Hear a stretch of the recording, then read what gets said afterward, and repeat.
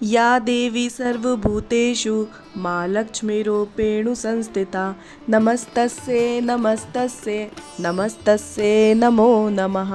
ओम दुम दुर्गाय नमः।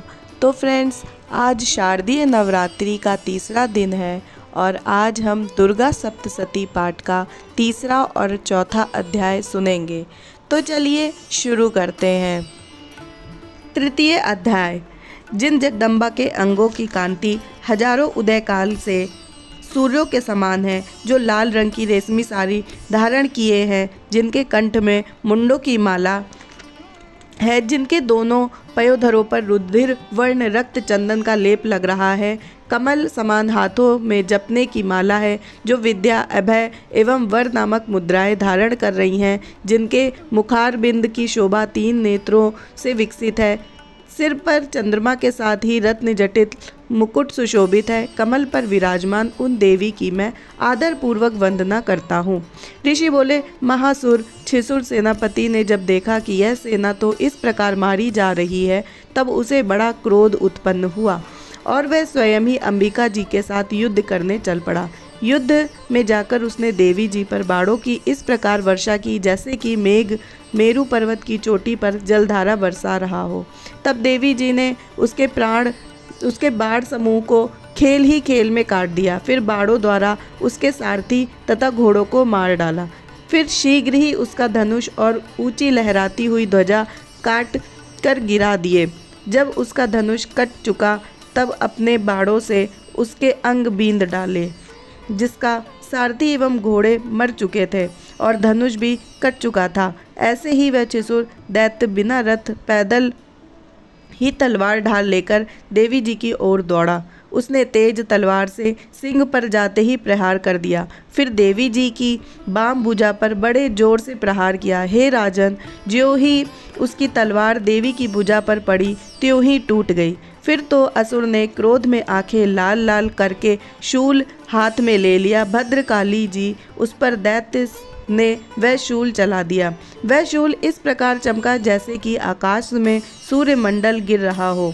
देवी जी ने अपने ओर आते हुए शूल को देखकर उस पर अपना शूल चला दिया, जिससे उस शूल के सैकड़ों टुकड़े हो गए। साथ में उस छिसुर महादैत्य के प्राण भी निकल गए। जब महिषासुर का बलवान सेनापति मर गया, तब देवशत्रु चामर हाथी पर सवार होकर आ पहुंचा। आते ही उसने अंबिका देवी पर शक्ति का प्रहार किया। श्री देवी जी ने तो हुंकार द्वारा ही उसे तेजहीन करके नीचे गिरा दिया। अपनी शक्ति को गिरा हुआ देखकर चामर को बड़ा क्रोध आया। तब उसने शूल का प्रहार किया। उस शूल को भी देवी जी ने बाणों द्वारा टुकड़े टुकड़े कर डाले। तब सिंह भी उछल कर हाथी के मस्तक पर चढ़ बैठा और दैत्य के साथ भुजा युद्ध करने लगा। वे दोनों परस्पर लड़ते लड़ते उस हाथी से नीचे पृथ्वी पर आ गए। भयंकर प्रहारों के परस्पर युद्ध करने लगे। तब बड़े वेग से सिंह ऊपर उछला। ऊपर आकाश से नीचे की ओर गिरते हुए पंजों के प्रहार से दैत्य चामर का सिर धड़ से पृथक कर डाला। देवी जी ने शिला एवं वृक्ष आदि से युद्ध में उदग्र को मार डाला। फिर कराल को भी दांत, मुक्कों एवं थपेड़ों के प्रहार द्वारा मार गिराया। क्रोध से परिपूर्ण देवी ने गदा की चोटों से उद्धत का चूरा कर डाला।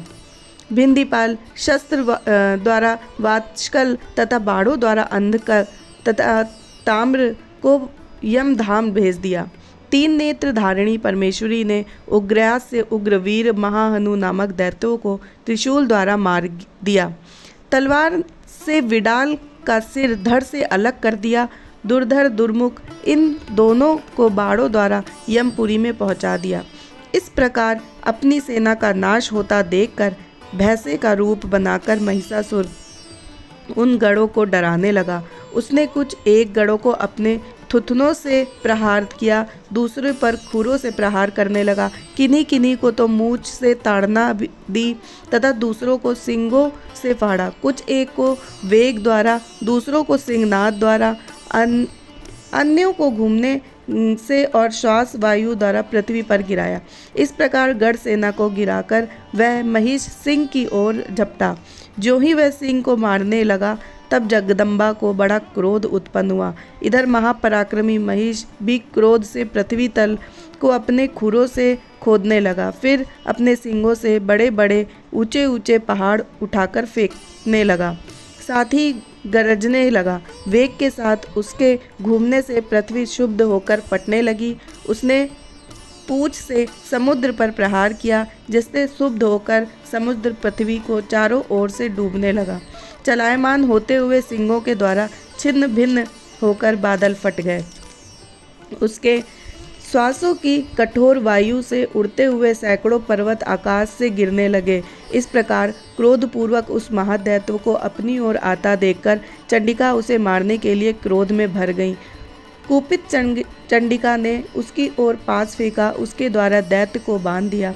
तब तो महायुद्ध में फंसे हुए उस दैत्य ने अपना महिष भैंसे का रूप त्याग दिया। वह झटपट सिंह के रूप में आ गया। ज्यों ही चंडिका उसका सिर काटने लगी तो वह तलवार हाथ में लिए पुरुष दिखाई देने लगा।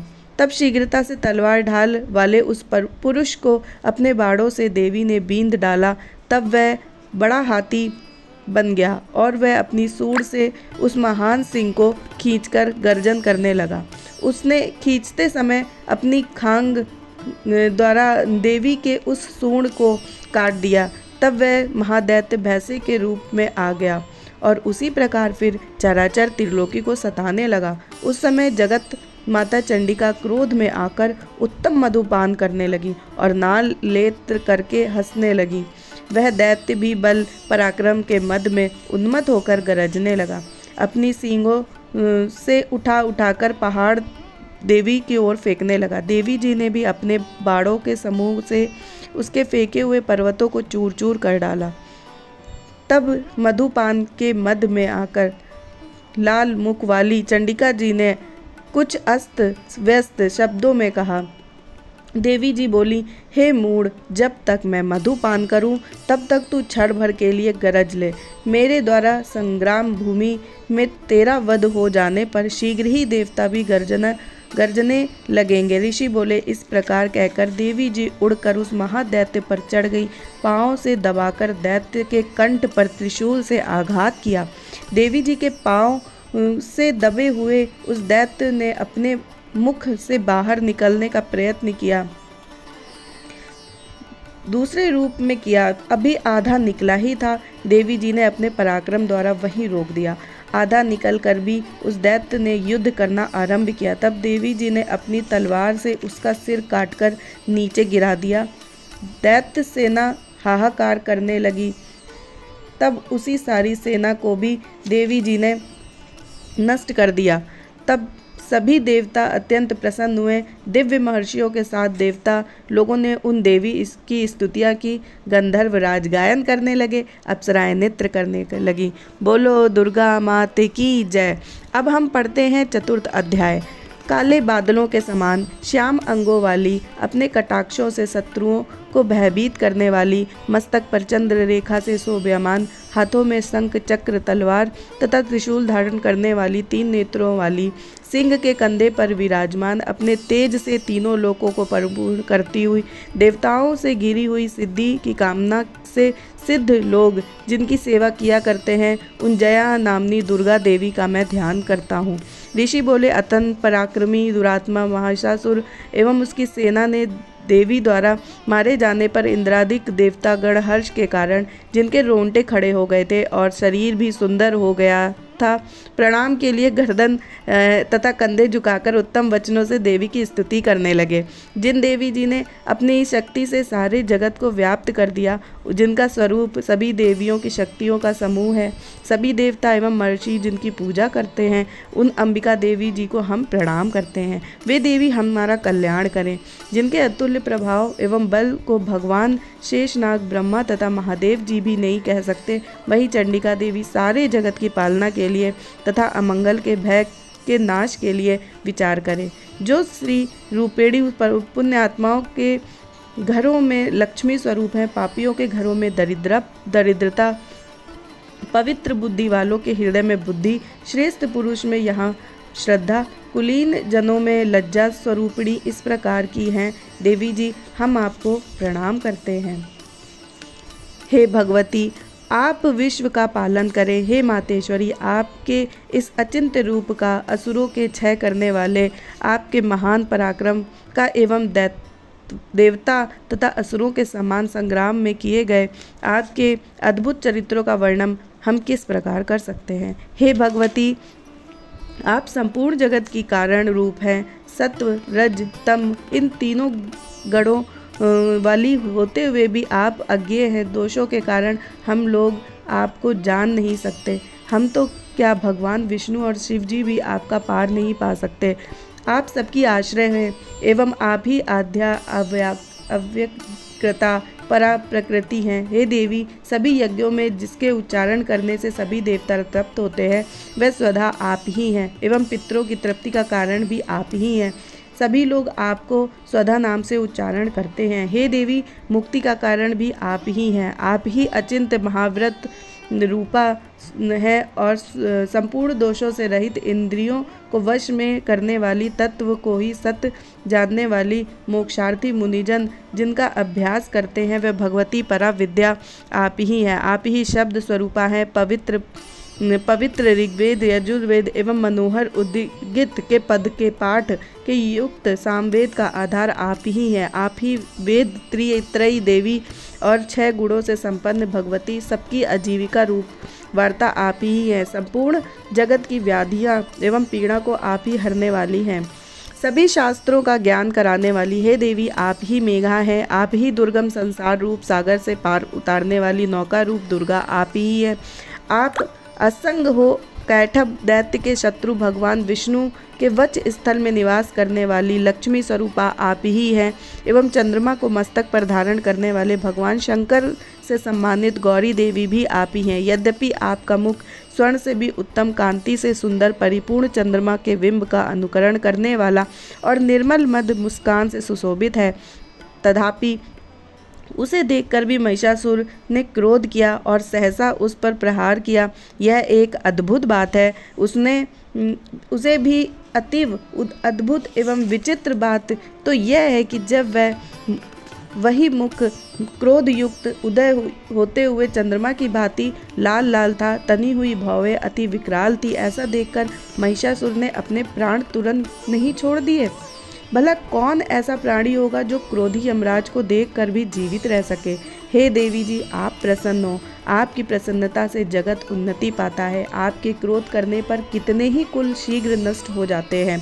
यह बात अभी अनुभव में आई है, क्योंकि इतनी भारी विशाल सेना आपके कोप में क्षण भर से नष्ट हो गई। सर्वदा उन्नति दाता देवी जी, आप जिन पर प्रसन्न होती हैं वे सभी देशों में आदर पाते हैं। उन्हें धन तथा यश मिलता है। उनका धर्म भी शिथिल नहीं होता।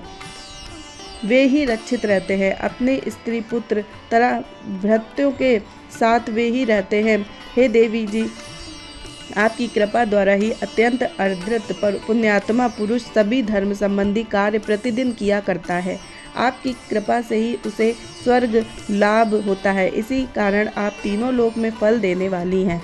हे दुर्गे, आप स्मरण करने पर सभी प्राणियों के भय हरण करती हैं। स्वस्थ पुरुष जब आपका स्मरण करते हैं तो उन्हें अत्यंत पवित्र बुद्धि देती हैं। दरिद्रता, दुख एवं भय हरने वाली हे देवी जी, आपसे बढ़कर और कौन है। आप ही सबका उपकार करने वाली और सर्वदा दयामयी हैं। इन राक्षसों के वध करने से जगत सुखी हो। ये राक्षस भी नरक के लिए चिरकाल तक भले ही पाप करते रहे हों। संग्राम में इनका वध आपने इसलिए किया कि ये स्वर्ग चले जाएं। यही मन में रखकर हे देवी जी, आप पापियों का वध करती हैं। हे देवी, आप असुरों को केवल देखने मात्र से भस्म क्यों नहीं करती? शत्रुओं पर शस्त्रों का प्रहार क्यों करती हैं? इसका भी कारण है कि शत्रुगण मेरे शस्त्रों के पवित्र होकर उत्तम लोकों में मरकर पहुँचे। इस प्रकार आपके यह विचार अति उत्तम है। असुरों की आंखें आपकी तलवार के उग्र तेजपुंज की झलक से एवं त्रिशूल के भयंकर चामर से चुंधियाकर नष्ट क्यों नहीं हो जाती? इसका भी कारण है। उन असुरों की आंखें तो आपके सुंदर चंद्रबिंब के समान मुख को देखने में लगी रहती हैं। हे देवी, आपका शील स्वभाव दुराचारियों के दुष्ट स्वभाव से निवृत्त करने वाला है। आपका रूप अचिंत्य है उसकी अन्य किसी के साथ तुलना नहीं हो सकती। उसका पराक्रम तो देवताओं के पराक्रम को नष्ट करने वाले हैं, देवताओं का नाश करने वाला है। इस प्रकार आप शत्रुओं पर भी दया किया करती हैं। आपके पराक्रम की तुलना हे देवी किसके साथ हो सकती है? आपका रूप भी तो परम मनोहर है, परंतु शत्रुओं को भयदायक है। इस प्रकार का रूप और कहाँ? आपके चित्त में जो कृपा रहती है और युद्ध में कठोरपन ऐसा देखा गया है। हे वरदायिनी, त्रिलोकी भर में यह दोनों बात आप में ही दिखाई देती है। हे देवी जी, शत्रुओं का नाश करके इस सारी त्रिलोकी की अपनी ही रक्षा की, संग्राम भूमि में उस दैत्य का विनाश करके उन्हें स्वर्ग में पहुंचा दिया, और वह हमारा भय भी अपने आप से दूर कर दिया, जो कि हमें उत्तम दानव डराया करते थे। हे माता, आपको नमस्कार है। हे देवी, आप शूल से हमारी रक्षा करें। हे देवी, हे अंबिका, खंग से हमारी रक्षा करें एवं घंट के शब्द तथा धनुष टंकार से हमारी रक्षा करें। हे चंडी के पूर्व पश्चिम दक्षिण दिशा से हमारी रक्षा करें। अपने त्रिशूल को घुमा घुमा कर उत्तर से हमारी रक्षा करें। हे माता, त्रिलोक भर में आपकी अत्यंत सुंदर तथा अत्यंत भयंकर रूप फिरते रहते हैं, उनसे भी हमारी तथा संसार की रक्षा करिए। हे अंबिके, आपके हाथों में खंग, शूल, गदा आदि जितने भी अस्त्र हैं, उन सब प्रकार हमारी रक्षा करिए। ऋषि बोले। इस प्रकार देवी जी की देवताओं की स्तुति की और नंदन वन में उत्पन्न हुए फूलों तथा गंध चंदन आदि से जगत की माता ने पूजा की। सभी देवताओं ने भक्तिपूर्वक दिव्य धूपों का अर्चना किया, फिर प्रणाम करने लगे। और जब देवी प्रसन्न मुख होकर उन देवताओं से बोली, देवी कहने लगी, हे देवताओं, अपनी अभिलाषा के अनुसार अब आप हमसे वर मांगे। देवता बोले, हे भगवती, आपने तो हमारी सभी कामनाएं पूर्ण कर दी, कुछ भी बाकी नहीं है।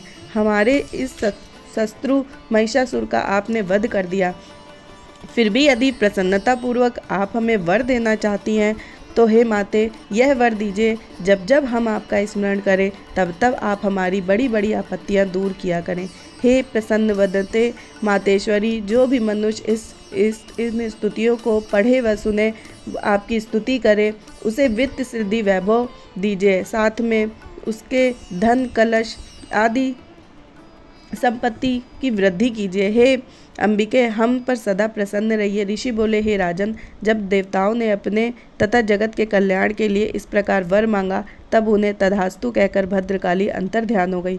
हे राजन, पूर्व काल में तीनों लोकों का हित चाहने वाली देवी का देवताओं का शरीर से जैसे प्राकट्य हुआ है, वह सारी कथा मैंने कह सुनाई। अब पुनः जिस प्रकार गौरी देवी के शरीर से वह देवी प्रकट हुई और दुष्ट दैत्यों शुंभ निशुंभ का वध किया, देवताओं का उपकार करने वाली देवी ने जगत की रक्षा के लिए जो चरित्र किया, वह मैं सुनाता हूँ, उसे श्रवण कीजिए।